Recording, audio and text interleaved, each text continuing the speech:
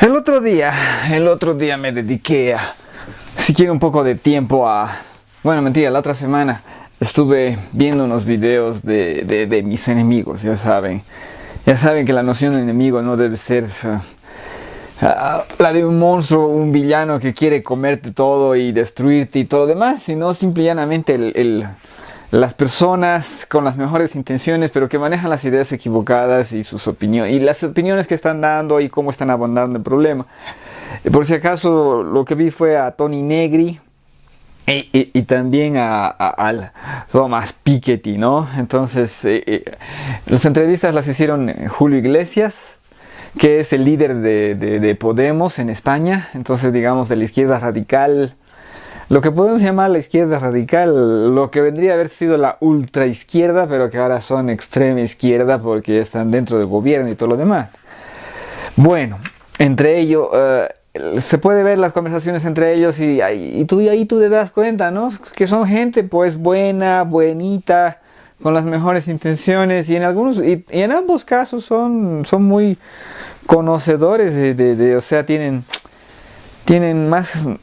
buena conocimiento de su área, con amplio conocimiento de otro montón de cosas, pero están completamente perdidos, o sea, son malas ideas, increíblemente malas, y yo no sé cómo siguen conquistando al público en general. Y por otra parte, también vi una entrevista a Dennis Meadows, otra entrevista del año pasado, otra vez en la que se lo muestra como es, o sea, completamente lúcido, brillante por no decirlo, comprende perfectamente la naturaleza del problema, la explica perfectamente bien, fabulosa. Ya, ¿cuál es la diferencia? La diferencia es que unos videos tenían hasta 200.000 vistas y el otro video tenía casi 2.000 vistas, o sea, 100 a 1, digamos, ¿no? Y tú ves y dices, ¿cómo es posible que este tipo de ideas, las más ideas, tengan mayor repercusión que las buenas ideas, sobre todo las ideas coherentes y demás? Y la razón, bueno, hay muchas razones para eso, las voy a estar abordando en unos cuantos videos, pero una de esas razones es el paradigma dominante. El paradigma dominante es tan absolutamente dominante que ni siquiera se le pone un nombre, o sea, es un conjunto de datos y de teorías que el mundo da por hecho, en otras palabras, así son las cosas. Ni siquiera lo denominan, lo reconocen y dicen, estás viendo las cosas de acuerdo a este punto de vista. Entonces, ese bendito punto de vista, o sea, el axioma cero, el paradigma absoluto o el origen del paradigma es el keynesianismo. Entonces, voy a hablar tal vez 15 minutos sobre el keynesianismo. ¿Por qué 15 minutos y por qué tal vez? Porque la batería está baja, así que vamos a ver cuánto nos da la batería. Ok, estamos hablando de John Maynard Keynes. Él es un economista británico, lo que es, ¿cómo se dice? Shorthand para decir inglés, o tal vez longhand. Bueno, él es un economista británico y se hace popular en los años 20, 30, porque en los años, porque antes, mejor dicho, en los años 20, golpea lo que es la Gran Depresión. Y cuando golpea la Gran Depresión, hay mucha confusión sobre qué se debe hacer y cuáles son las posibilidades de lo que podemos hacer. Y ahí viene él, e interviene con una bendita idea. Por si acaso, el keynesianismo es mucho más que solamente esta idea básica y primitiva y simplona. Seguro que involucra muchísima matemática, seguro que involucra muchísimas ideas, aspectos y todo lo demás, pero no importa un pepinazo. ¿Por qué? Porque lo que tenemos es esa idea, y es esa idea que ha penetrado en la sociedad absolutamente. Ahora, ¿cuál es la bendita idea de John Maynard Keynes? De que cuando tú tienes un colapso dentro de lo que es el sector privado, en otras palabras, tu consumo, mi consumo, el consumo de tu vecino, Entonces tenemos un problema, tenemos una crisis y tenemos menos ingresos, entonces nuestro consumo se reduce, pues porque se han reducido nuestros ingresos. Entonces, ¿qué es lo que se debe hacer? ¿Qué es lo que se debe hacer de acuerdo a Keynes? Es intentar compensar esa caída del consumo privado con el consumo del Estado. Esa es la idea, ¿no? Ha caído por acá, bueno, tú lo elevas por acá. Esa es idea tan idiota en su tiempo, estamos hablando de los años 30, tan idiota entonces como lo es ahora. Porque ¿de dónde vas a sacar acá? ¿De dónde vas a sacar? ¿No? ¿De dónde vas a sacar dinero para que aumente el Estado? Si todo lo que está pasando es un problema. ¿Por qué es un problema? Porque el Estado, ¿de dónde saca dinero en condiciones normales? El Estado saca dinero de los impuestos de las personas. Entonces, están cayendo sus gastos y su consumo y todo lo demás. ¿De dónde va a sacar dinero el Estado? Si también al bajar su consumo, al bajar sus ingresos, van a bajar los impuestos que ellos tienen. O sea, que ellos proveen al Estado. Entonces, no hay cómo resolver esto, o sea, no hay una solución por ningún lado. Pero lo que hace el Estado, lo que hizo Franklin Delano Roosevelt fue prestarse, ¿no? Entonces el Estado se presta dinero y puede prestarse mucho dinero y lo gasta para compensar la caída de consumo del mercado, ¿no? O sea, del mercado privado, del lado privado. ¿Y cómo lo gasta? La idea nunca está muy clara, pero cómo la gastó Roosevelt es a través de infraestructura. Entonces, grandes carreteras, grandes presas, todo lo que tiene que ver con infraestructura, bajo la idea de que eso generaría un efecto multiplicativo. Entonces, tú agarras ese dinero que te has prestado, lo inviertes en construir electrificación, pagas a los obreros que van a construir la electrificación, esos obreros se compran sus sándwiches, sus cafés, sus tés, sacan sus casas a crédito, se compran un auto a crédito, pero tienen un trabajo y de pronto el sanguchero también le va bien y comienza a circular ese dinero, ¿no? Entonces, eso es lo que ellos llaman el efecto multiplicativo. Entonces, pareciera que está muy bien, pero cuando algo parece que está muy bien, quiere decir que está muy mal. ¿Por qué? Porque si funciona eso así, le metes a fondo, ¿no? Que el Estado se preste todo el dinero que quiera, que haga toda la infraestructura, que haya el efecto multiplicativo por 20, por 15. Porque que lo haga, claro, sí, así funcionan las cosas, pero prestémonos dinero hasta el cuello, hagamos las cosas hasta por el cuello y todo va a ir bien. Ya, sabemos que esto es una idiotez. ¿Por qué? Porque no ha funcionado. Entonces, el tiempo el tiempo en el que se vuelve el paradigma central, el paradigma dominante, el keynesianismo, es literalmente los años 30. Y es literalmente porque la aplica Roosevelt, ¿no? Entonces, pero ¿cuál es la lectura desde otros puntos de vista? De que todo ese keynesianismo aplicado por Roosevelt lo que hace es retroceder la recuperación de la economía. Porque esa lógica de yo me adeudo y digamos hago un montón de cosas, no puede servir directamente, depende de otros factores más, está muy simplificado el esquema. Y lo sabemos, lastimosamente lo sabemos ahora, porque se impuso en los años 30. Y después de los años 30, en los años también 40, obviamente va a haber una deuda brutal en los Estados Unidos, una deuda monstruosa, probablemente mayor en proporción que la actual. Y se la va a pagar sin problemas en los años 50, en los años 60. Pero se la paga porque el sector privado recién acaba asomando cabeza en los años 50 y comienza un periodo de crecimiento hasta finales de los años 60. Entonces es un largo periodo de crecimiento el que viene después de este experimento. Y es de los años 30 y 40. Y ese periodo de experimentar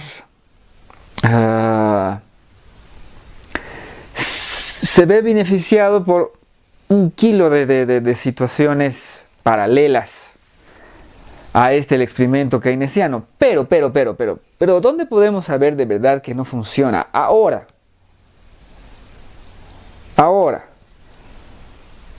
El keynesianismo queda como la idea de que tú puedes resolver a través del Estado cualquier disrupción crítica de la economía de mercado.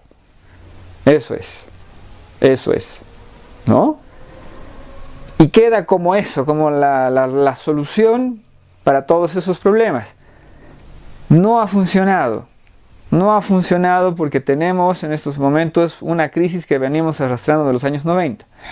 Tenemos una crisis en Japón, una crisis brutal en Japón, y en Japón no saben para qué más se va a prestar dinero el Estado. ¿En dónde va a meter dinero el Estado? Dense cuenta de que en los años 30 tú puedes meter una carretera, invertir en una carretera y que sea rentable esa carretera.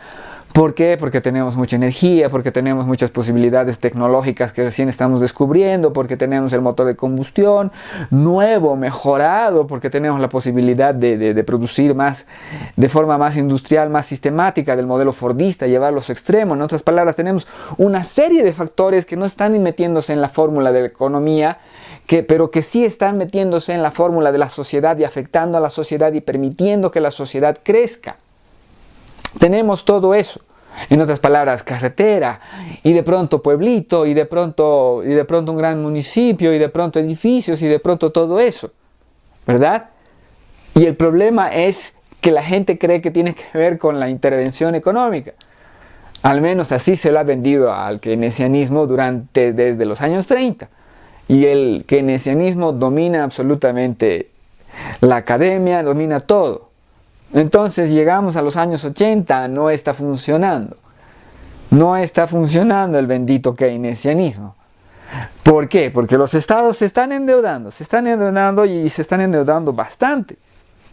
En tiempos de Reagan, estamos hablando de que se paga la deuda de Estados Unidos en los años 50-60, pero viene una crisis a principios de los años 70.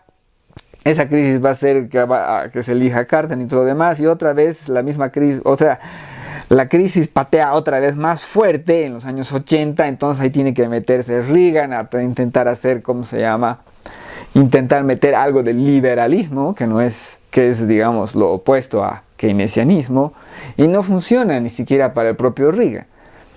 Igual el Estado va a seguir creciendo, pero ¿en qué va a gastar el Estado? O sea, ¿en qué gastas ahora?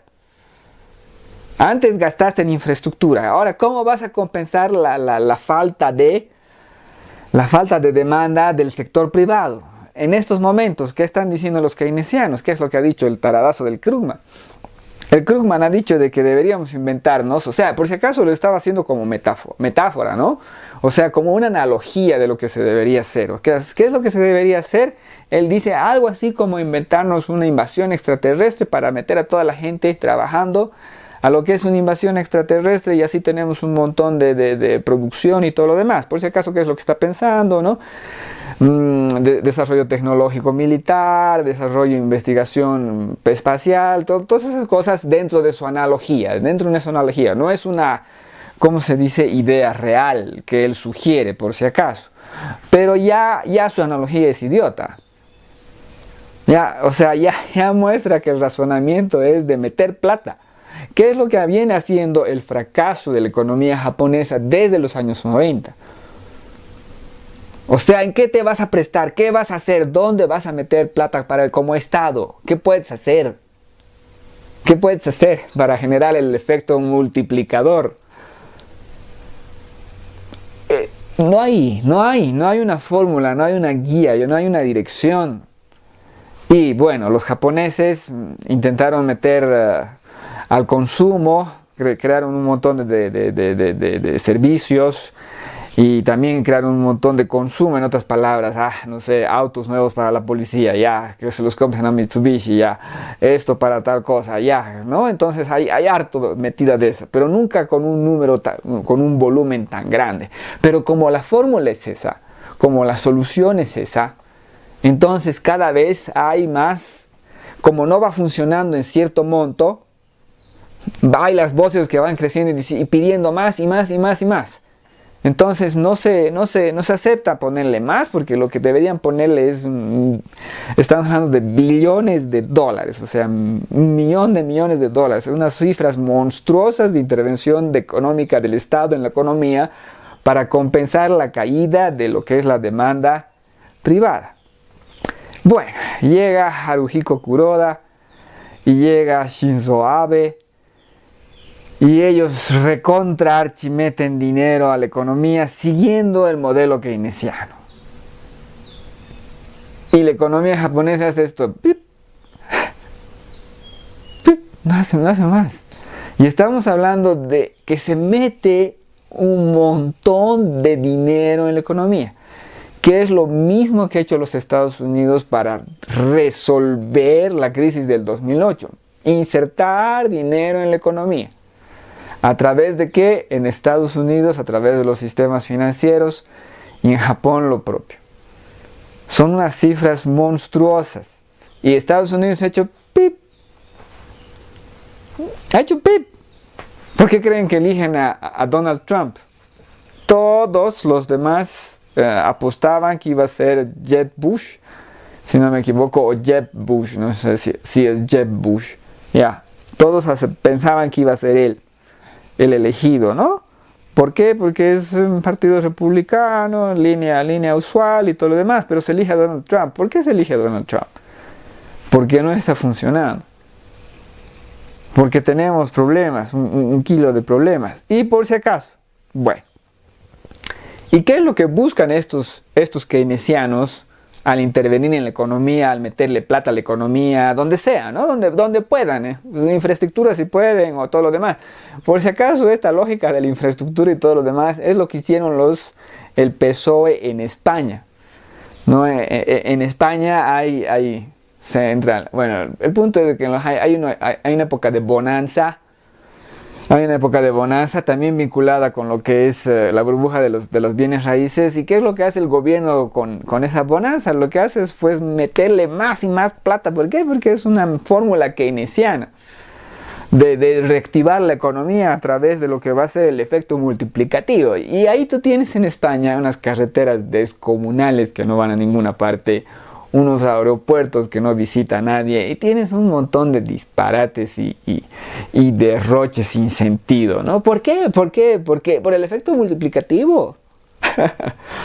Porque siempre hay una excusa y hay una posibilidad para meterle plata y derrochar plata. O sea, tú, por ejemplo, a un fulano de tal le das, no sé, un montón de plata para que haga su arte, pero ¿eso qué quiere decir? Que va a comprar pinceles, que va a comprar pinturas y todo lo demás, y que los que venden pintura y los que venden pinceles van a tener venta y todo lo demás. Ya, pero eso es tan absurdo como suena. Y lo que tú tienes más bien es una deformación del mercado. Ya. Entonces, obviamente esta historia es sumamente larga, muchísimo más compleja que solo esto, pero eso es lo que está pasando por detrás. En otras palabras, por detrás de lo que es la economía actual, lo que tenemos es un paradigma keynesiano, que es cornucopista y positivo en un sentido ingenuo de la palabra. ¿En qué sentido positivo? De que se pueden